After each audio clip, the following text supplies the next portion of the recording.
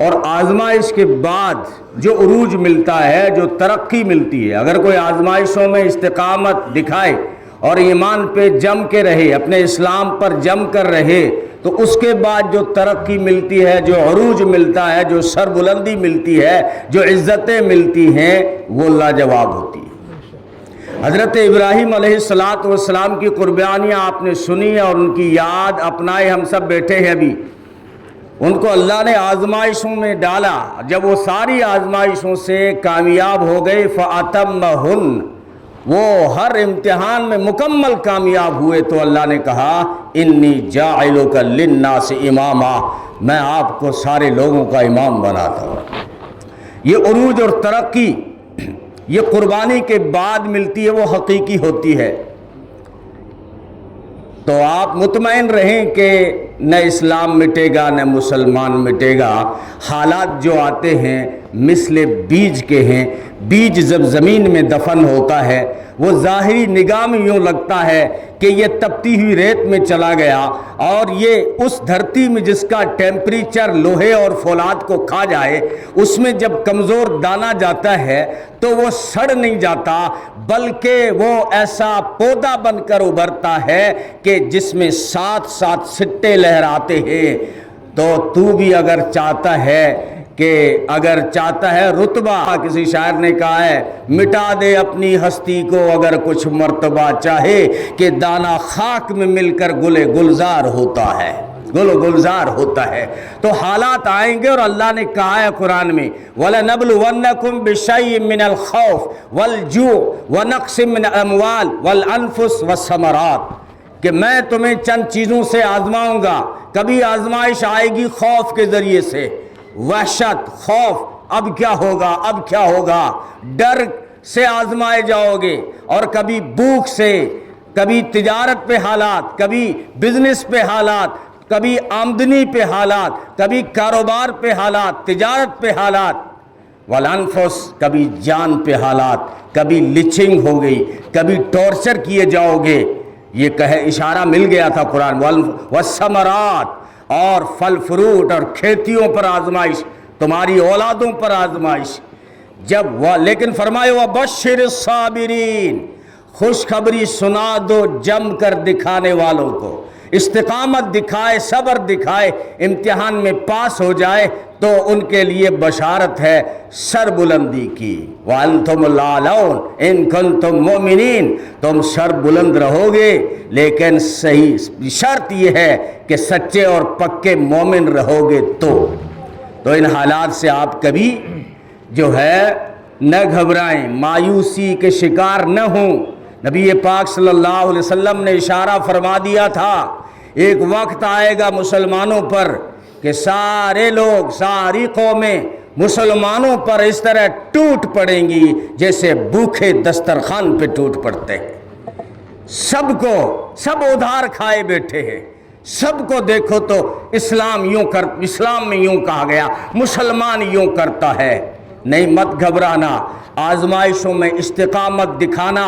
وہ رب جو رات کا اندھیرا چھا جانے کے بعد مشرق سے گولا نکال کر سارے اندھیروں کو بھگا دیتا ہے، آپ جم کے دکھائیے، اللہ کی نصرتیں، اللہ کی مددیں، اللہ کی حمایت آپ کی حمایت میں کھڑی ہوں گی۔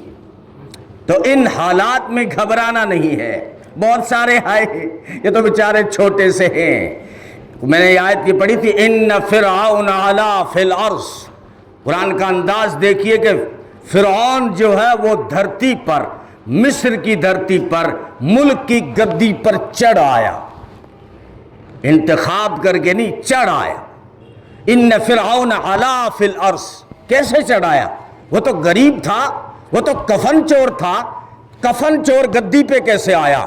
قرآن سے پوچھو۔ ابھی مولانا کہہ رہے تھے ریسرچ کا مادہ رکھا کرو، جا کے سورہ قصص اٹھانا، پڑھنا، اس میں قرآن کہتا ہے یہ جو ہے کیسے گدی پہ آیا، تو کہتا ہے قرآن وَجَعَلَ أَهْلَهَا شِيَعًا، اس نے ملک والوں کو گروہ میں بانٹ دیا، تقسیم کر کے وہ آیا، فرقہ واریت سے وہ ملک کی گدی پر آیا۔ اس نے کیا کیا؟ يَسْتَضْعِفُ طَائِفَةً مِّنْهُمْ، ایک جماعت کو اس نے کمزور کرنا چاہا، ایک جماعت کو ٹارچر کیا، اس کو دبانا چاہا۔ انداز کیا تھا؟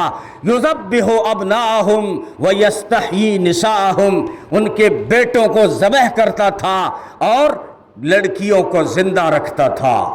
لیکن اللہ فرماتے ہیں یہ حالات تو تھے، وہ فرعون کے یہ ارادے تو تھے، اور اس نے ٹھان رکھا تھا اس قوم کو میں ابھرنے نہیں دوں گا، ان کے بیٹوں کو ذبح کروں گا، ان کی لڑکیوں کو نوکرانیوں کے لیے جو ہے خادماؤں کے لیے صرف زندہ رکھ رہا ہوں، قوم کا نام مٹا دوں گا۔ لیکن اللہ فرماتے ہیں وَنُرِيدُ أَن نَّمُنَّ عَلَى الَّذِينَ اسْتُضْعِفُوا فِي الْأَرْضِ، ہم نے ارادہ کر لیا احسان کریں اس قوم پر جنہیں دبایا جا رہا ہے، احسان۔ وَنَجْعَلَهُمْ أَئِمَّةً، ان کو ہی ہم سردار بنا دیں ملک کے اندر، ان کو سب سے بلند لے آئیں۔ وَنَجْعَلَهُمُ الْوَارِثِينَ، اور اس کو بھی تخت و تاج کا وارث بنا دیں۔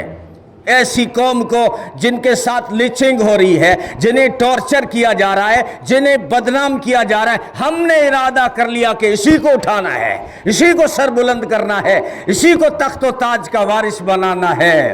وَنُرِيدُ وَنُمَكِّنَ لَهُمْ فِي الْأَرْضِ، ہم نے ارادہ کر لیا کہ دھرتی میں امن قائم کرنا ہے، ہم تمکین اور تسکین کا سامان بنانا ہے اور دکھا دینا ہے۔ وَنُرِيَ فِرْعَوْنَ وَحَامَانَ وَجُنُودَهُمَا، میں دکھا دوں گا فرعون کو، حامان کو، اس کے سارے لشکر کو۔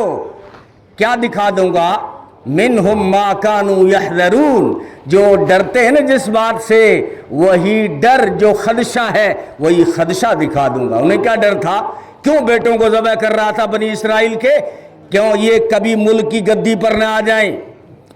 مسلمانوں نے کسی کی بھینسیں نہیں بیچی ہیں، سب کیوں ادھار کھائے بیٹھے ہیں؟ ان کو اندر ایک کھٹکا ہے، حسد ہے، کہیں یہ پھر چھا نہ جائے جیسے ماضی میں یہ چھایا تھا۔ یہ استاد بھی علم کا، یہ تخت و تاج کا استاد ہے، یہ دماغ رکھتا ہے، یہ کہیں دوبارہ چھا نہ جائے، بدنام کر دو، اس سے جو ہے کمزور کر دو۔ لیکن اللہ فرماتے ہم نے کیا کیا؟ کسی کا خیال بھی نہیں جا سکتا۔ ثم اوحینا الی ام موسیٰ ان ارضعیہ، اے موسیٰ علیہ السلام کی والدہ، آپ جو بچہ گود میں لیے بیٹھی ہیں انہیں احترام سے دودھ پلائیے۔ فَإِذَا خِفْتِ عَلَيْهِ فَأَلْقِيهِ فِي الْيَمِّ، اگر کوئی خدشہ ہو، کوئی مارنے والے آ جائیں، صندوق میں ڈال کے دریا کے حوالے کر دینا۔ یا اللہ، ماں ہوں، بیٹے کو سمندر میں ڈالوں۔ سمندر میں کیوں ڈالا جا رہا تھا؟